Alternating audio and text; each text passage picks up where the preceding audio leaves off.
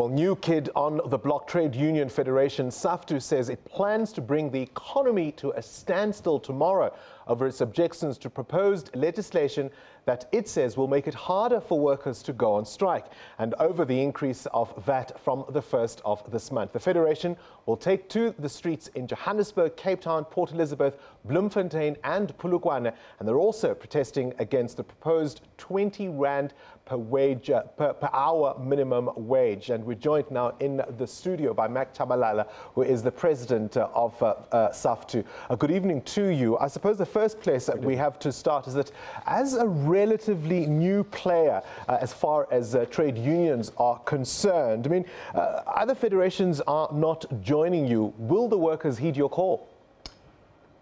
Thank you very much for the opportunity. Indeed, we are a new federation, but we are the second biggest federation in South Africa as we speak. We are a federation consisting of about 30 trade unions. So we are the second biggest in terms of numbers. Yes, we are going on a strike tomorrow. Workers are taking to the street against the imposed minimum wage. They are rejecting that. They are also rejecting the labor amendments. They are also saying the issue of VAT is harming the workers and the poor than the rich.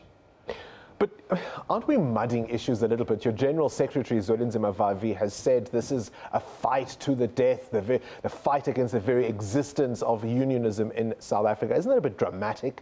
No, we are not mudding issues at all. If you look at it this way. The state president, in his State of the Nation address, talks about addressing the issue of inequality in the country. South Africa is one of the most unequal societies in South Africa. Now he comes with a minimum wage that actually increasing the gap first between workers themselves, but two, it's not making an attempt to even close the apartheid wage gap. Here we are told about radical economic transformation. What is so radical about the minimum wage? But they would contend that, I mean, even the 1st of May date has been shifted, for example. A number of the issues you're protesting against, or at least objecting to, have yet to be finalized. There's still a parliamentary process that needs to unfold. Aren't you jumping the gun? They have shifted that under pressure. You will remember that as a federation, we took to the streets on the 21st of March. We went to the Department of Labor and we said there's a federation in South Africa called SAFTU, the second biggest federation in South Africa. You cannot continue with these changes without consulting us. But some of the changes are there to protect the workers. I mean, we've got a culture of intimidation in South Africa when it comes to strikes. We're seeing it now in the Northwest Province, for example. Hospitals are being shut, people's lives are being put at risk because striking workers want non-striking workers to participate in a strike they don't want to be involved in. I mean, isn't the secret ballot issue, for example, a way to deal with this kind of thing? What South Africans are not told is what is wrong with the current labor laws. Because the current labor laws... Well, they don't deal, for example, with the issue of intimidation of non-striking workers. Well, we don't condone intimidation. Well, this is one way to deal with it. In which way? The secret ballot, making sure that the workers aren't being inflamed by union bosses for their own ends. No, the secret ballot which they are asking for, basically they are asking for a secret ballot to convert unions into some electoral commissions. Unions are not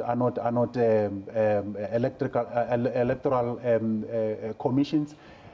Mandating processes of trade unions are very clear. Worker control, which is one of the principles which SAFTU adopted. It is workers on the ground who decide.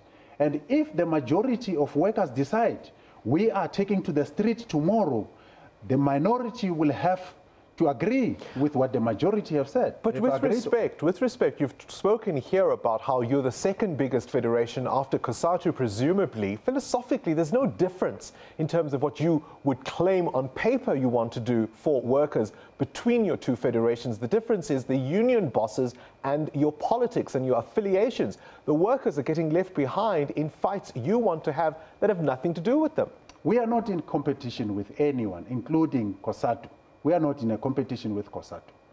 We are, and as a matter of fact, we have written to COSATU to join the tomorrow strike together with FEDUSA and NAP. And of course, they're not going to join you because it's not about the workers. They don't want the upstart, you guys, to overshadow them in this way. It is about workers. It's only the leaders who are saying workers should not go. I can tell you now, we are receiving a lot of calls of members of affiliates from COSATU who are going to the streets tomorrow. What about the criticism that you're just flexing your muscles, you want a seat at the table, you want to be allowed to join processes like NEDLAC, that's what this is about?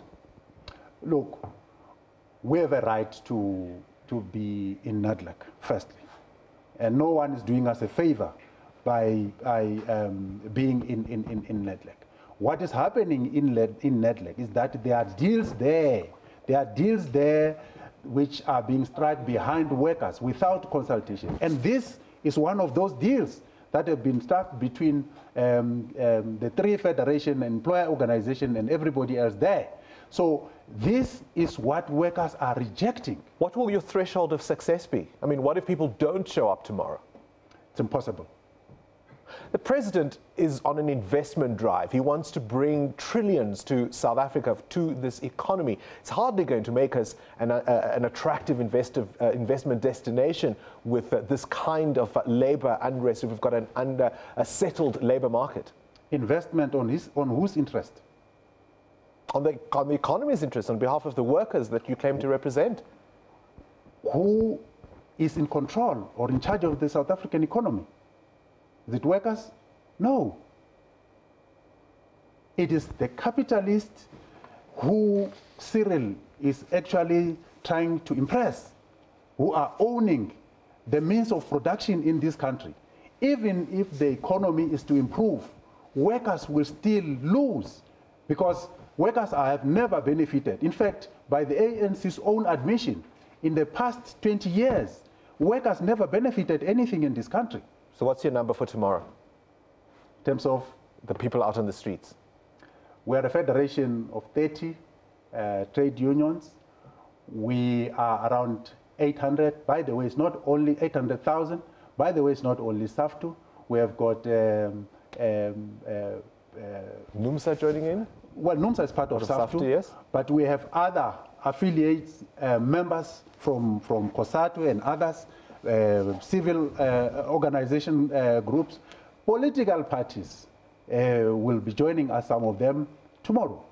All right, we'll leave it there. Yeah. We'll see how it all unfolds tomorrow. That's, of course, the president of SAFTU, Chavalala, there with tomorrow's planned shutdown of the economy.